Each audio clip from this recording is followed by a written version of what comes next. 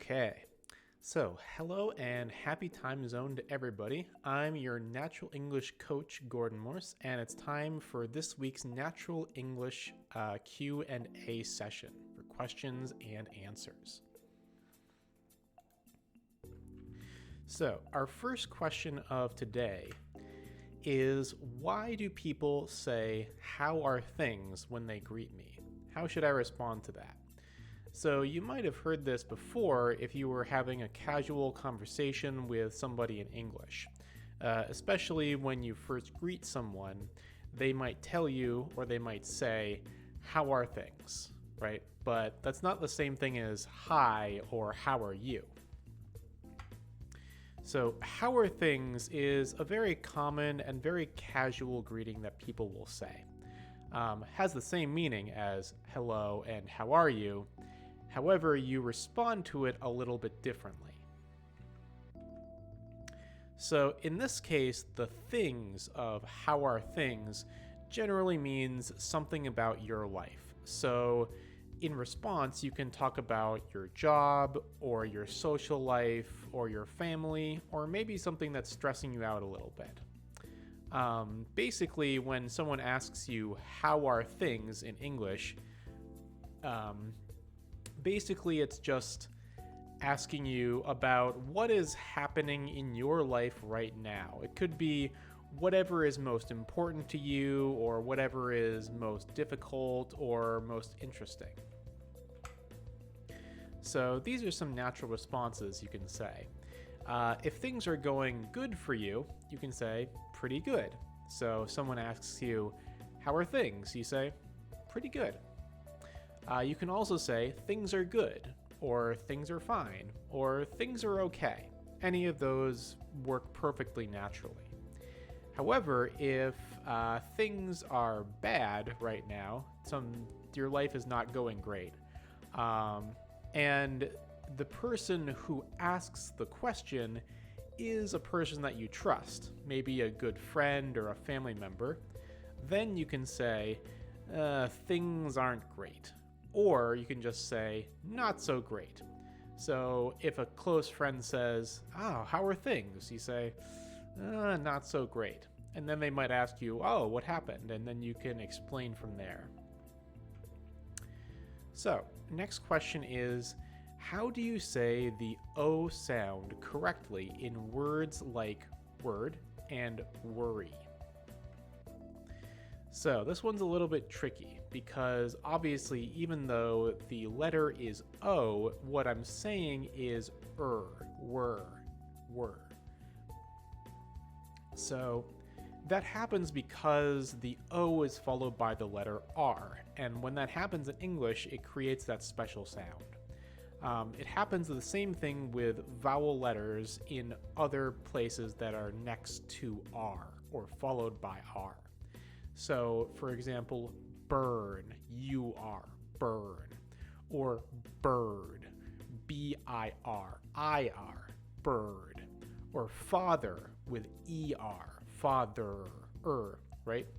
Burn, bird, father. See how it's all the same sound right there, even though there's a U, an I, and an E in those different words.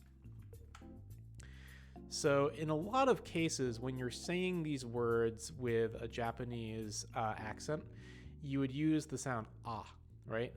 So ban or bado or faza, right? Ah, see how in each one of those there's an ah sound instead of the sound. So the natural sound is further back in the throat. I can never remember which way to go. Further back in the throat, ah, for ah, ah. So see how when you're making the ah sound, your mouth opens a little bit more. Ah, fa, da, right? Ban, right? Ah. But when you say the natural English sound of see how my mouth is more closed. And when you make the sound, it's a little further back in the throat there. Bird, bird.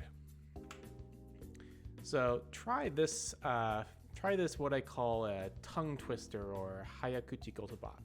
So my worst worry is about a world without water. So you see those 4 words all right there have the same sound in them. If you practice saying this sentence many times, slowly at first, you will get better at saying this sound. So one more time. My worst worry is about a world without water. So I suggest that you practice that one. All right, so what are some casual ways to ask if you can borrow something from someone? So this can be a kind of a tricky situation, right? So when other people are learning Japanese, the first thing that we learned is something kudasai, right? So it's a pen wo kudasai. Pretty straightforward. However, in Japanese, of course, as in with any language like English, the actual more casual, more natural way to ask someone depends on the situation, because you can't just say that for every single situation and have it sound natural. So, again, depends on the situation. The easiest distinction to make is whether something is casual or polite. So if it's casual, you're talking to close friends or family. If it's something like a polite situation, maybe you're talking to a coworker or someone else that you don't know well, right? And as a general rule, in pretty much any language, polite forms require more words, whereas casual forms are shorter. So here are a couple of examples of polite ways to ask someone if you can borrow something. So, do you happen to have a pen I could use? Or, do you happen to have a pen I could borrow? So that the first part of that phrase, do you happen to have, is a very common phrase we use when we want to be polite to someone, and especially when you're asking about something or asking for something. So our next one is, would you mind if I did something? So, would you mind if I used your pen? Or, would you mind if I borrowed your pen? So an interesting thing with this phrase, would you mind if, it's what we call a rhetorical question. So a rhetorical question means a question that you do not expect an answer to. But if you weren't expecting an answer, then why would you ask a question? Because rhetorical questions aren't really questions. They're basically very polite ways of requesting something or saying something in the form of a question. So, kind of in very old classical times, in ancient Greek times, rhetoric or rhetorical questions were used as a form of debate. But nowadays, we basically just use rhetorical questions to ask for things that we don't want to say directly, because if you ask directly, it might be rude. So this is an example of a rhetorical question. Would you mind if I borrowed your pen? The meaning is, can I borrow your pen? But saying, can I borrow your pen, in some situations is too direct. So in this case, saying, would you mind, is a more polite version. Of course, there is the option that someone could say, oh, yes, I do mind. But in some ways, that can be seen as rude, because as long as the request that you are asking for, as long as the thing you are asking for is reasonable and not crazy, the idea is that the person should give it to you as a kind of social politeness. So it can be tricky to know exactly when to use this and not to feel rude about it. So here are some more casual forms. As I just mentioned earlier, casual forms tend to be shorter. So for example, can you hand me that pen? Right? So in this case, it's asking again, can you do this? Again, a bit of a rhetorical question, because unless the person's arm is broken, like, of course they can hand you the pen. But again, just saying, give me the pen or hand me the pen is just a little bit too straightforward and might be rude. So we have, can you hand me that pen? Or do you have a pen? Again, even if you see the pen right next to the person, if you say, do you have a pen? The person understands that you are asking to borrow it. So 4 very useful phrases that sound very natural. All right, question 4. How do you make the first sound of words like boat and vote not sound the same? This can be tricky because especially in Japanese and some other languages, sometimes there's some languages that don't have the V sound in particular. So a lot of times the V sound is switched out for F, the F sound, or the B sound. But of course, when you're speaking English, it's very important to have that strong V sound. So V and B are very similar sounds. However, the B sound is made when you stop air with your lips. So B, B. Notice that the sound only happens when I open my lips, but before I open my lips, the air is coming through my mouth and stopping where my lips are closed. And the B sound happens when I release it. B, B, right? With the V sound, it's a little bit different. With the V sound, you do not close your lips all the way, and when you are blowing air past your lips, you also make your vocal cords, the things down here, vibrate.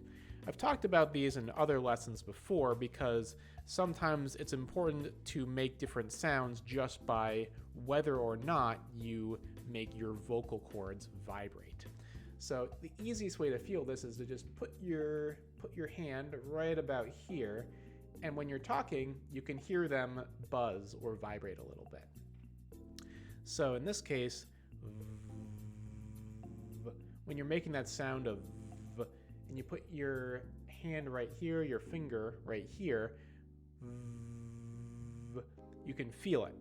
If you make the f sound, the F sound like in foot or fly, it's the exact same procedure. It's the exact same thing you do with V, but the only difference is that your vocal cords are not vibrating or not buzzing, right? So foot and vote, right? You can feel the difference. So here's a little diagram that I wanted to show you. In blue, the 2 blue circles are your lips, and the orange circle in the back near the back of your neck is the vocal cords.